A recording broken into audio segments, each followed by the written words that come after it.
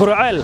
ma jeclaan lahayd daawade in magaaladan uu dagaal ka dhaco isla markaana uu dhex maro ciidamada ahlu sunna wal jamaaca iyo sidoo kale kuwa dawladda federaalka oo kaashanaya ciidamada galmudug haddii jawaabtaadu ay ahaa tahay fadlan qaybta commentiska inagula wadaag muuqaalkaana sheer gare oo lay gare waxaanu kula wadaagi doonaa xaaladihii ugu dambeeyay ee degmada gurceel magaalada gurceel tan iyo markii maalinnimadii jimcaha aynu soo dhaafnay ay la wareegeen xogaga ahlu sunna wal jamaaca waxa isi soo tareeyay waxyaabo kala duwan oo ka jiray inkastoo magaalada markii aad eegto ay ma tahay magaalo jawgeedu uu degan yahay oo amnigeedu uu wanaagsan yahay haddana waxa taasi ay dadku ku sheegayaan in magaaladan oo hal beel ay degan tahay oo aad iska garanaysaan oo beesha cayr ay degan tahay oo ay u badan tahay in dadkii siyaasiyiinta ahaa ee metelayay iyo sidoo kale aqoon-yahankii iyo odayaashii dhaqanka in ay dayaceen taasi oo ay qaarkood inta badan ay iclaamiyeen in halkan uu dagaal ka dhaco magaaladan waa magaalada kaliya oo hadda beeshaas aan sheegayay ay ka leedahay gobolka galgaduud ee bartamaha Soomaaliya hantideedana ay inta badan ay yaalaan oo maatadeeda iyo caruurteeda ay yaalaan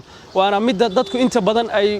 hadalhaynta ugu ballaaran ay jeedinayaan ay tahay in halkan haddii uu dagaal ka dhaco dhibaato badan ay markaasi dhici karayso oo magaaladu ay baabi'i karayso oo magaaladu ay dhibaato xoog leh ay soo gaari karayso magaalada maalinkii jawgeedu waa degan yahay oo dabcan ciidamada ahlu sunna ayaa amnigeeda sugaya suuqyada kala duwan oo aan mar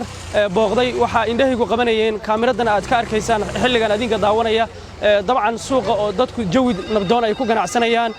dabcan isu socodka gaadiidka iyo jawga magaaladana uu yahay mid wanaagsan oo ay aad markaasi ciidamada ahlu sunna ay sugida amniga ay markaasi iyagu u xaqiijiyeen maadaama dhowr bari ay magaaladan gacanta ay ku hayeen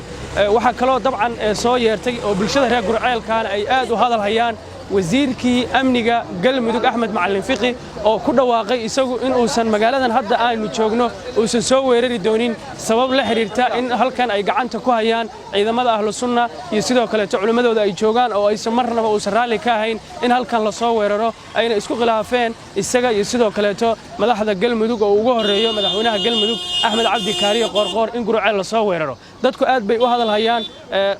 walow ay jiraan dad qaarkiis oo xaafadaha ka qaxay laakiin goobaha waxbarashada markii aad tagto ama markii la eego waa ay furan yihiin oo caruurta ubadka kala duwan waxay weeye dabcan si wanaagsan bay wax u baranayaan oo ay markaas iyagu ay madaarista kala duwan maadi haday noqon lahayd iyo diiniba kuwa laga bartay ay aadayaan marka abwaan xiis oo kamid ah abwaaniinta ku sugan magaalada gurceel ayaa soo dhaweeyay hadalka uu ka soo yeeray Axmed Macallin Fiqi wasiirkii amniga galmudug oo sheegay inuu iscasilayo waxa uu abwaanku xitaa tiriyay tix oo markaasi uu kaga hadlayay nabadda wuxuu kale oo abwaanku uu fariin u diray beesha cayr oo intooda badan ayagu iska seexday hantidoodana magaaladan ay taallo uguna baaqay in magaaladan haddii ay gubato aysan lahayn degmo kale ay ku soo hiranayaan meel kale oo ay aadaan ama degmo kale oo sidan u ballaaran oo ay hantidoodu taallo oo caruurtoodu joogaan inaysan markaasi lahayn oo uu sheegay in siyaasiyiinta iyo sidoo kale odayaasha dhaqanka iyo ugaasyada sheegay in halkan la weeraro ay markaasi uu yiri arinta laga laabto marka daawasho wacan iscasilaadiisa waxaan u arkaa inuu u naxay ummadda reer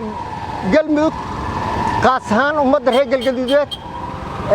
degmada gurceel inuu u naxay dadka jooga iyadoo jooga dhagoole asagoo jooga indhoole asagoo jooga laga urarle umulaha masaakiinta dadka jooga ayuu u naxay waa dhalo bahal ku dhex jiro nabigii aan seegino cadaab aan ka sama galno olaad naga saartido khilaaf naga saango oo qarax naga suulo oo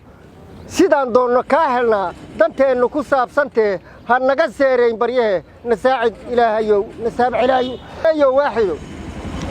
Soomaali haddaynu nahay sinjiya dhaqan baan lahayn soo jira xeer baan lahayn sunniya diin baan lahayn sadana culumaan lahayn midnaan sugan baan lahayn suudiya nolol baan degnaa sadwiya harar baan jirnaa Kenya sarar baan ka nahay saxadii Afrika aynu nahay sinjina carab baan galnaa casiin baan nahay sandheer maariin baan nahay salxale afiya sunniyaha madow waxba isu keensaday waxba isu keensabaqay siriya caad badogta inaan sacabaha godnood rabow noo samirtido dambiga naga saamaxdo midnimo noo saashido samada noo godoshido qarax naga suulo oo qalbiga noo sifaydido sidaan doonno ka helnaa danteenu ku saabsantee ha naga seereyn barye nasaacid ilaahayow nasaabax ilaahayow nasaacid ilaahayow nasaabax ilaahayow ha laga daayo Soomaalida xabadda hana la joojiyo dhiigga muslimka la fiiqsanayo muuqaalkan haddii bilowga ilaa dhammaadka aad ila socotay waxaan si xushmad leh kaaga codsanayaa inaad laygarayso siina sheergarayso waad nabaasantahay